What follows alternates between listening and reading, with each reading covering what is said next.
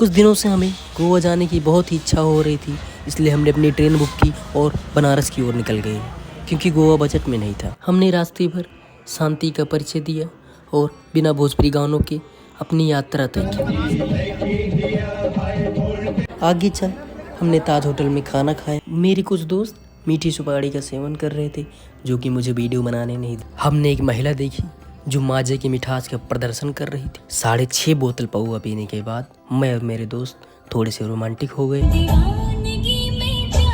Kerosene डलाने के बाद उम्मीद जाग उठी कि अब तो होटल मिल ही जाए। यह वह समय था कि हम अपनी ट्रेन लेकर आखिरकार होटल पहुंच ही गए। होटल की एंट्री देख हमें अंदाजा हो गया था कि आगे लग्जरी रूम में मच्छरों की सेवा सहाय के बाद सुबह हुई और हम आगे बढ़े। बनारस की सुंदरता देख हमें समझ आ गया था कि बनारस तो सुंदर है, हम ही चूती हैं। रास्ते की उत्तम जानकारी होने पर भी मेरे बार बार मना करने के बाद पता नहीं क्यों श्री सहायता किए ही जा रही। मैं और मेरे दोस्त अपनी पापी शरीर लेकर गंगा में डुबकी लगाने पहुंच ही गए।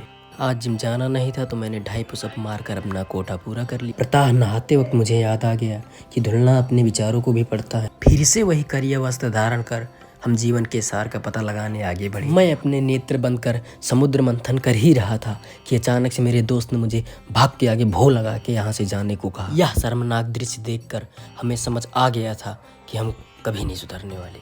आखिरकार हम अपने जीवन के सार का पता लगाने मणिकर्णिका घाट पहुंच ही गए। मैं चिंतित था, लेकिन मुझसे भी ज़्यादा ये विदेशी जोड़े चिंतित थे। इस इमारत का रंग बदलता देख पता नहीं क्यों मुझे मेरे एक्स की याद आ गई। हम तेज़ी से आगे बढ़े, मतलब बहुत तेज़ी से। न जाने क्यों ये इमारत मुझे तुम्हारा वाला भाव करा रही थी।